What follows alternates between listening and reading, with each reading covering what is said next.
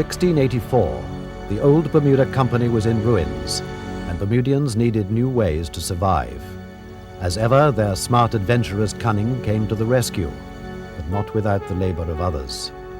By this time, Bermuda had moved to a full-fledged slave culture, somewhat different to the plantation system in America and the Spanish West Indies, but slavery nonetheless. It had not always been so, and the story of the colony's shift from a system of servitude to one of total enslavement is a chilling one. At first, blacks, American Indians, and European whites were imported as indentured servants, working for a set period of years before being granted their freedom. The first Indians and blacks were brought to the island, probably from the Caribbean, as early as 1616 to work as pearl divers and later as specialists in tobacco farming. They were prized not as field hands or cheap labor, but as artisans with special skills the colonists did not themselves possess. But after a while, the English settlers realized black labor could be much cheaper than indentured servants, and decided they could prosper all the more if they changed the rules. These slaves are the most proper and cheap instrument for this plantation that can be. Governor Nathaniel Butler. The second group came when the Earl of Warwick's interest went toward the Spanish West Indies. He realized in his projects that the Spanish West Indies provided more than just plant products as well as competition. It also provided expert labor when it came to tobacco. Gradually, blacks found themselves being transferred between masters with contracts for ever-lengthening periods of service. To their horror, it became common to be sold for a period of 99 years. 99 years. In other words, for life. So the 99-year indenture was perfect. It didn't enslave anybody because they were still free. Their children were free, their products were free. But it also, on the other hand, ensured that you would have a person for literally the lifetime of the individual purchasing the labor and his children and their children. So when you sold that person over to somebody else, the value would not be greatly diminished. The whites began passing laws to further control their cheap new labor force. The 1623 Act to Restrain the Insolences of the Negroes limited the movement of blacks around the island and forbade them to carry out any form of commerce for themselves. Not surprisingly, blacks were outraged at this insidious loss of their rights and freedoms, and there were several attempts at uprising. One conspiracy in 1656 aimed to wrest control of the island from the English, but the conspirators were discovered and 2 of them hanged. The 1656 conspiracy occurred at the extreme of this process. The blacks involved had the idea of combining and destroying the English and taking control of the colony. They were discovered in the process of doing this when one of their members defected and reported the incident to the whites, and as a result, the conspiracy was crushed. The result of that conspiracy provides the last watershed in the process of diminishing rights for blacks. The alarmed colonists believed that free blacks were stirring rebellion and passed laws banishing all freed slaves from Bermuda unless they agreed to return to a life of servitude. By the late 1600s, lifetime slavery was commonplace, confirmed by draconian laws harshly enforced. Some baptized blacks claimed that as Christians they had a right to be free, but even that slender hope was crushed by Governor Sir John Hayden, who ordered slaves to accept their role in life, a role given to them, he claimed, by God. Bermudian slaves were put to work in many different ways. The small size of the island made it unsuitable for the type of large plantation worked by teams of slaves in the Caribbean and America. Instead, blacks found themselves living mostly in family units in their masters' homes and working at whatever business their owners followed. Slaves were employed as house servants, cooks, field hands, fishermen, gardeners, divers, laborers, and in whatever other jobs needed to be done. Agriculture, for the most part, was carried out by blacks, and white owners soon began to regard working the land as unfit for anyone but slaves. There was mundane work to be done, but Bermuda's blacks made most impact as craftsmen and artisans. Blacks became master carpenters and masons and worked at many crafts denied to slaves in other societies. Some were so valued they were traded and hired between masters for their special services. Unfortunately for them, some were such good wage earners they were considered too valuable to ever be freed. The sea has always played a large part in Bermuda's fortunes, and here skilled slaves also made their mark. At that time, shipbuilding was becoming a major industry. Bermuda's plentiful cedar was an excellent building material, producing fast, sturdy ships resistant to rot and parasites. Before long, Bermuda-built ships commanded double the price of vessels built elsewhere. Equally important was the design of the Bermuda sloop, with its distinctive raked mast and massive mainsail. For more than 150 years, it was renowned as the fastest vessel afloat. As well as shipbuilders, Bermudians became sailors and adventurers seeking fame and fortune around the world. The sailors were white and black. They were slave and free. And the families who were left behind, the women folk who were left behind, black and white, I always feel, learned a great deal of self-reliance in maintaining the households and keeping people alive in the difficult times and the many long months when their people were away. It was a hard, rough kind of life in many respects. It seems sort of glamorous to be going to sea and making your life that way. But there were a lot of problems.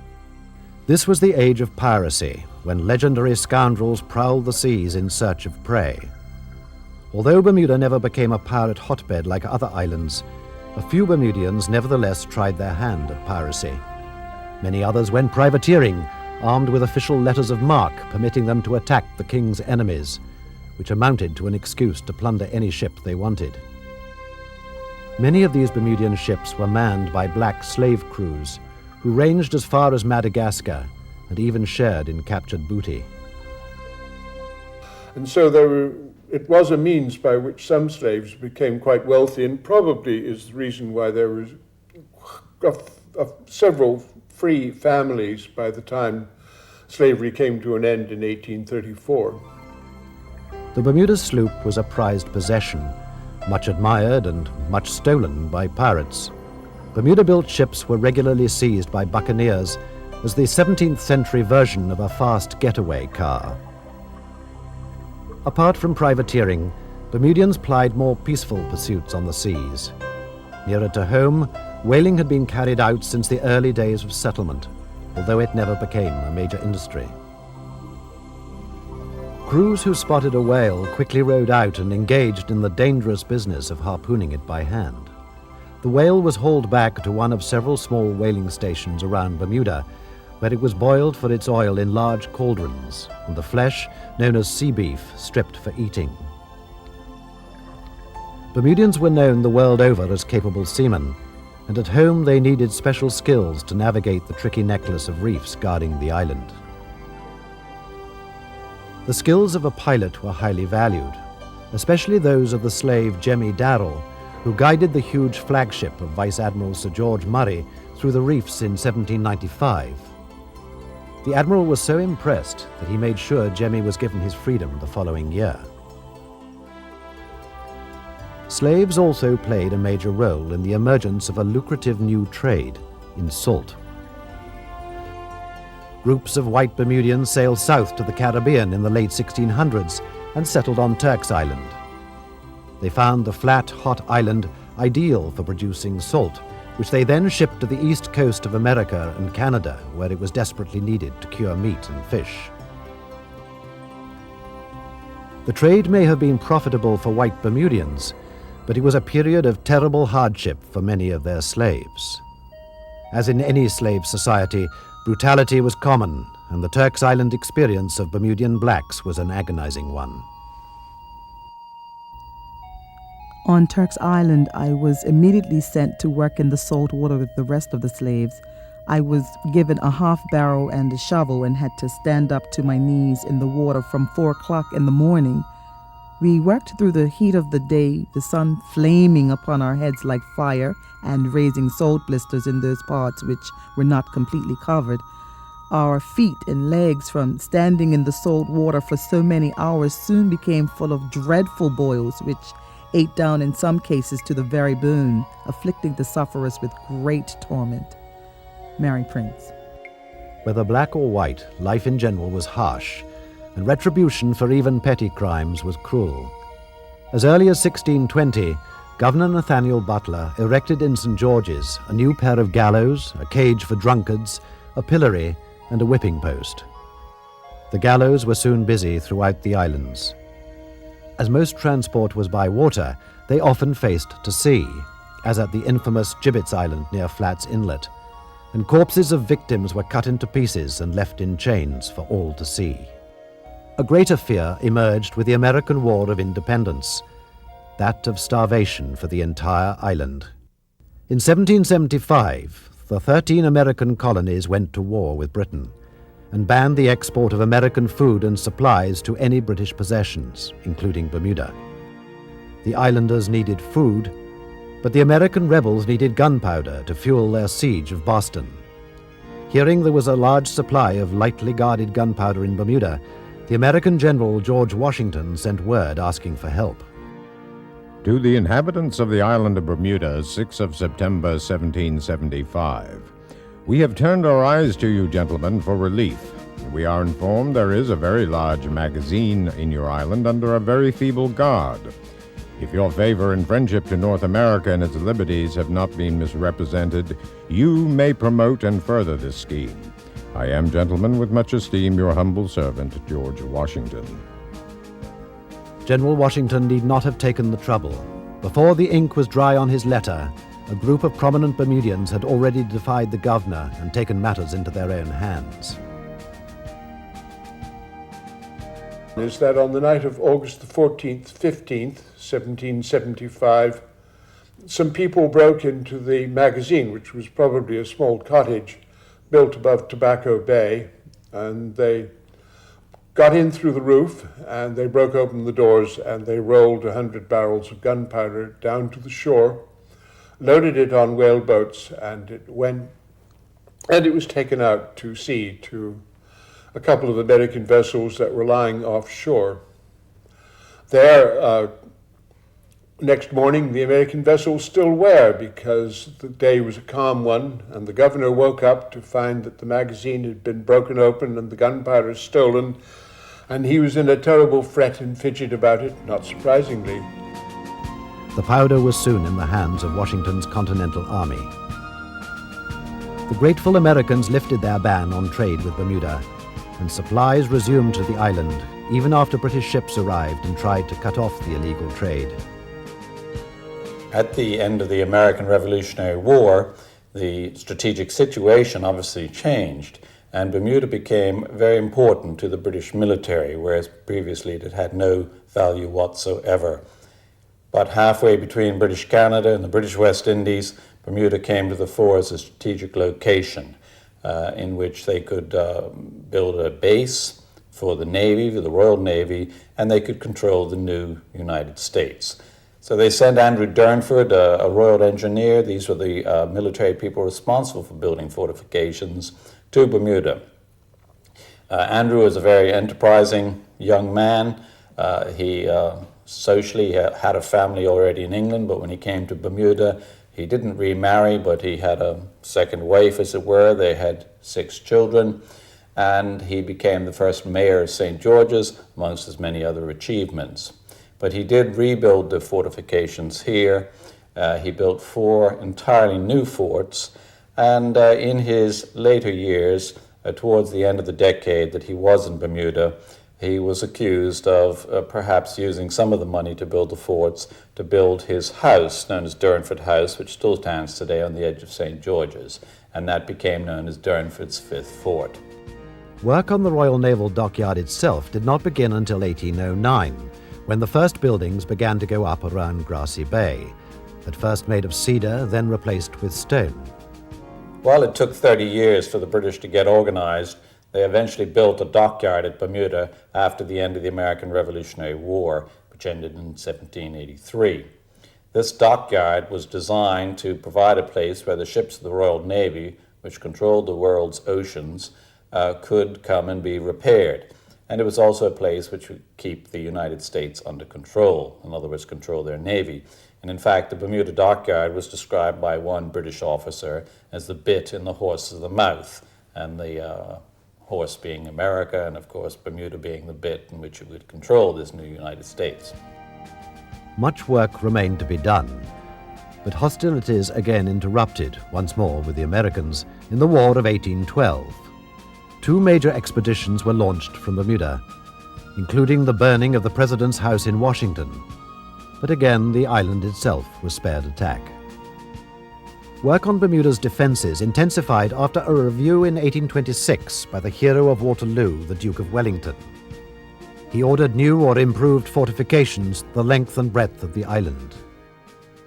So far, work on the new dockyard had been carried out by Bermudians, mainly slaves hired from their masters. But in 1823, large numbers of English and Irish convicts were shipped to Bermuda to carry out the bulk of the labour for the next 40 years. As many as 2,500 convicts were stationed in Bermuda at any given time, and for most of the period were housed on hulks, old warships stripped of their masts and roofed over as floating prisons. Each day, the men were taken ashore and set to work on the fortifications, quarrying stone and building huge storehouses and ramparts, and carrying out regular dockyard work such as repairing ships, diving and handling cargo. The convicts also laboured on the magnificent Commissioner's House, constructed from cast-iron girders and local stone. Reports on conditions on the convict hulks vary, but it would seem most prisoners were well cared for, with decent food, schooling and medical attention. In their spare time, the prisoners made intricate stone carvings and other artifacts, which they sold to supplement their prison wages. However, life as a convict was certainly harsh, with cruel floggings for would-be escapers and cramped, uneasy quarters in the airless hulks. Gambling is common, and for large sums, £4 and £5 being sometimes lost and won at a game of cards. A few of them, it seems, are able to get money, partly by stealing, partly by traffic. Those who work in the quarries and buildings earn threepence a day, of which but 1 penny a day is given them to spend. Convict John Mitchell, 1848. Housed on the hulks, the convicts were prone to epidemics which frequently decimated Bermuda. Yellow fever killed hundreds of inmates over the years, as it did Bermudians and British soldiers posted to the islands. One unfortunate regiment lost 228 men and officers to the disease in just 3 months, as well as 41 members of their families. The worst epidemic hit the island in 1818, claiming hundreds of lives and bringing daily life to a standstill. St. George's, its streets deserted, its houses vacant, silence and solemnity prevailing even amongst the shipping that lay at their moorings. The fever, the dead, and the dying were the topics, the only topics of inquiry or communication. John Harvey Darrell. The celebrated Irish poet Tom Moore evidently escaped such calamities during his brief stay in Bermuda, writing home that it was impossible to be ill in such a delicious climate. Moore stayed just 4 months in 1803, during which time he left an enduring legacy of several racy poems, some of them addressed to a woman called Nia. Oh, trust me, 'twas a place, an hour, the worst that ere temptation's power could tangle me or you in. Sweet Nia, let us roam no more along that wild and lonely shore. Such walks will be our ruin. Bermuda was not without its own educated classes. There had been some form of schooling from the earliest days. The surveyor Richard Norwood later became a full-time schoolmaster, and one of the oldest schoolhouses from the mid-1600s still exists as a part of Warwick Academy. At first, only the children of white settlers were given any education. There was a grandiose scheme in 1725 to build a major college in Bermuda called St. Paul's, which would have educated, among others, American Indians, but this never came about. Devonshire College was opened in 1829 to teach white boys the classics, although this closed after just a few years. Blacks, for the most part, were denied schooling until the early 1800s, when Methodist preachers, followed by the Church of England, began setting up schools for slaves and poor whites. Very soon, hundreds of blacks were being taught to read and write, as well as the scriptures.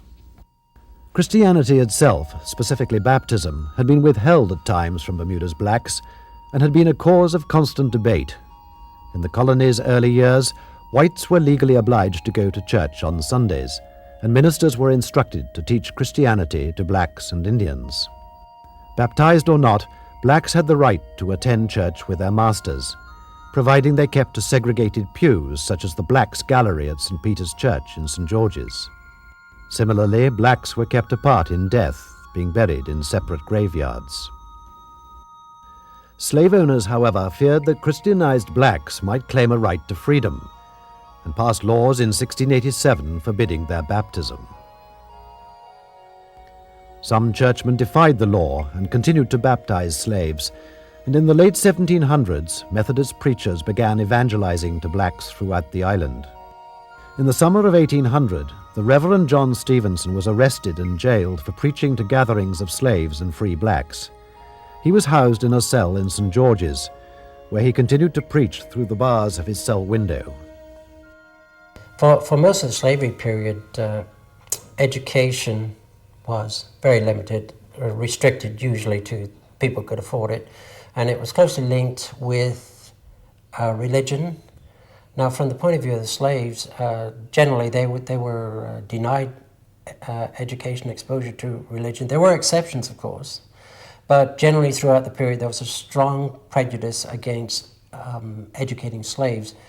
Now, one reason for this was that the authorities felt that if you educated a slave, that would threaten the status quo, that an educated slave would be more inclined to rebel against the system, question the system, and take steps to change his status.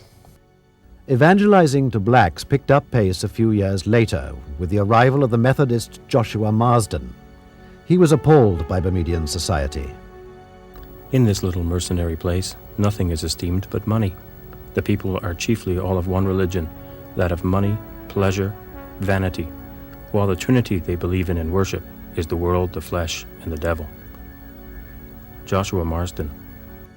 Soon blacks themselves took on the role of lay preachers, among them Edward Fraser, who while still in his 20s became a Methodist minister. Under Fraser's guidance, slaves in Warwick Parish toiled in their free time to build their own chapel. After several years, they succeeded in opening the Cobbs Hill Wesleyan Methodist Church, which is still in regular use. About this time, blacks also began to set up societies to help improve their lot in life. Over the years, many different institutes and friendly societies sprang up, some of which are operating today. They had no property of their own, and they had to fend for themselves.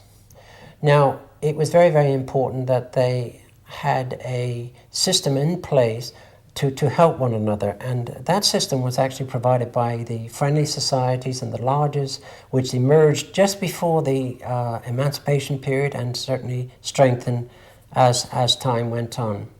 And it was these friendly societies who actually made a major contribution to the welfare of the freed blacks after emancipation.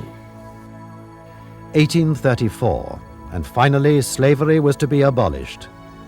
There had been no slaves in Britain for some years, and at last Parliament instructed the colonies to follow suit.